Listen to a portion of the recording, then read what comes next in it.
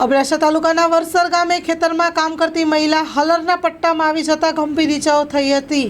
તારીખ 12/6/2024ના રોજ બપોરના સમયે અબડાસા તાલુકાના વરસર ગામે 38 વર્ષીય મહિલા ખેતરમાં મગફળી કાઢવા માટે ગયા હતા।